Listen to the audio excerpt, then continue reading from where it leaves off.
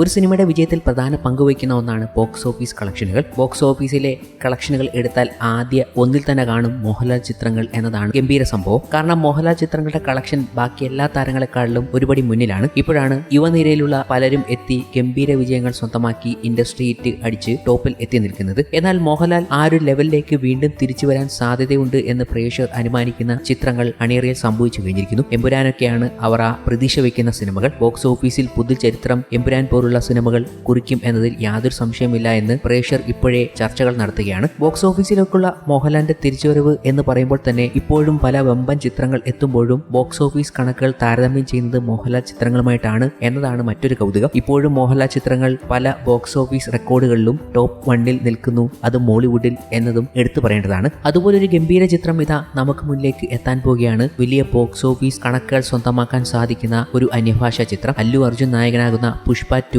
കുറിച്ചാണ് ഈ പറഞ്ഞു വരുന്നത്. സിനിമകൾ റിലീസ് ചെയ്യുന്നതിന് മുമ്പ് തന്നെ കളക്ഷനുകൾ വന്നു തുടങ്ങും. പ്രീസെയിൽ ബിസിനസ്സിലൂടെയാണ് അത്. ഈ കളക്ഷനുകൾ തീരുമാനിക്കും ആദ്യ ദിനം ഒരു പുതുചിത്രം എത്ര കോടി രൂപയുടെ കളക്ഷൻ നേടുമെന്നത് ഒക്കെ. അത്തരത്തിൽ നാളെ റിലീസ് ചെയ്യുന്ന പുഷ്പ 2 കളക്ഷനിൽ വൻ കുതിപ്പ് നടത്തുന്നതിനിടെ കേരളത്തിൽ പ്രീസെയിലൂടെ കോടികൾ വാരിയ സിനിമകളുടെ ലിസ്റ്റ് പുറത്തുവരികയാണ്. ഇനി കളക്ഷനുകളുടെ കാലമാണ്. വരാൻ പോകുന്നത് വമ്പൻ ചിത്രങ്ങളാണ്. പുഷ്പ 2 ഇറങ്ങുമ്പോൾ പിന്നീട് വരുന്നത് മോഹൻലാലിന്റെ പല ചിത്രങ്ങളും വരിവരിയായിട്ട് വരികയാണ്. പല ബോക്സ് ഓഫീസ് യുദ്ധങ്ങൾക്കും സാക്ഷ്യം വഹിക്കാൻ സാധിക്കുന്ന മോഹൻലാൽ ചിത്രങ്ങൾ ബറോസും എംപുരാനും ഒക്കെ ആ ലിസ്റ്റിൽ പെടും. 10 സിനിമകളുടെ ലിസ്റ്റാണ് ഇപ്പോൾ പുറത്തുവിട്ടിരിക്കുന്നത്.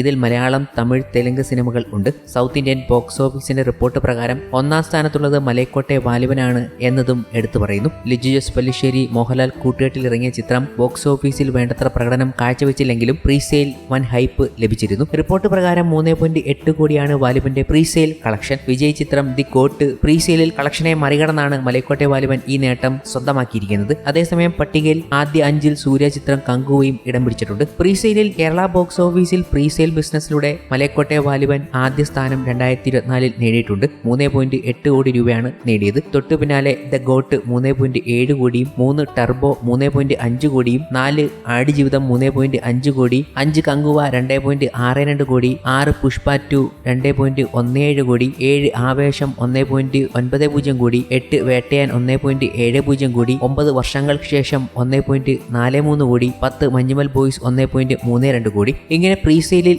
ഏറ്റവും കൂടുതൽ ഹൈപ്പ് കിട്ടിയ ചിത്രങ്ങൾക്ക് ഏറ്റവും വലിയ കളക്ഷനും ലഭിച്ചിട്ടുണ്ട്. പിന്നീട് ബോക്സ് ഓഫീസിൽ എങ്ങനെ പ്രകടനം കാഴ്ചവെക്കുന്നു എന്നതാണ് നോക്കിയിരിക്കുന്നത്. ഈ ലിസ്റ്റിലേക്ക് ഇനിയും പുതിയ ചിത്രങ്ങൾ എത്തുമോ എന്നത് കാത്തിരിക്കുകയാണ് പ്രേക്ഷകർ. ബറോസ് പോലുള്ള ചിത്രങ്ങൾക്ക് വലിയ ഹൈപ്പുള്ളപ്പോൾ പ്രീസെയിൽ ബിസിനസ്സും വലിയ രീതിയിൽ വരാനുള്ള സാധ്യതയുണ്ട്. എന്നാൽ ഈ ലിസ്റ്റിൽ ടോപ്പിലെത്തുമോ എന്ന് കണ്ടു തന്നെ അറിയാം. എന്നാൽ ഈ വർഷം അവസാനിക്കാൻ പോവുകയാണ്. ഇനി അടുത്ത വർഷത്തിൽ ഗംഭീര സിനിമകളാണ് നമുക്ക് മുന്നിലേക്ക് എത്തുന്നത്. അതിൽ തന്നെ എമ്പുരാനാണ് പ്രേക്ഷകർ ഏറ്റവും കൂടുതൽ ചർച്ച ചെയ്യുന്നതും. ബോക്സ് ഓഫീസ് യുദ്ധത്തിന് തയ്യാറെടുക്കുന്ന ഒരു ചിത്രം എന്ന് തന്നെയാണ് പ്രേക്ഷകർ ആ ചിത്രത്തെ വിശേഷിപ്പിക്കുന്നത്. ചിത്രത്തിന്റെ ഷൂട്ടിംഗ് അവസാനിച്ച വിവരം കഴിഞ്ഞ ദിവസം പൃഥ്വിരാജ് അടക്കം അറിയിച്ചിരുന്നു. ഇപ്പോഴത്തെ ചിത്രത്തിന്റെ മറ്റൊരു അപ്ഡേറ്റ് കൂടി പ്രേക്ഷകർക്ക് മുന്നിലേക്ക് എത്തുകയാണ്. ഷൂട്ടിംഗ് അവസാനിച്ച വിവരം അറിയിച്ചുകൊണ്ടെത്തിയ ഒരു വ്യത്യസ്ത പോസ്റ്റർ മോഹൻലാൽ അടക്കമുള്ളവർ അവതരിപ്പിക്കുകയുണ്ടായി. അതിലൊരു വിദേശ താരം ഉണ്ടായിരുന്നു. കരോളിൻ കോസിയോലാണ് ഈ പോസ്റ്ററിൽ ഉള്ളത് എന്നായിരുന്നു പലരും പറഞ്ഞത്. എന്നാൽ കരോളിൻ അല്ല, മറ്റൊരു നടിയാണെന്ന് കൺഫേം ചെയ്യുന്ന വിവരങ്ങളാണ് പിന്നീടെത്തിയത്. ബ്രിട്ടീഷ് ആക്ട്രസ് ആൻഡ്രിയ ടിവേദാർ എന്ന നടിയാണ് എത്തിയിരിക്കുന്നത് എന്നാണ് ഏറ്റവും ലേറ്റസ്റ്റ് റിപ്പോർട്ട്. കാരണം ഇതേ നടി തന്നെ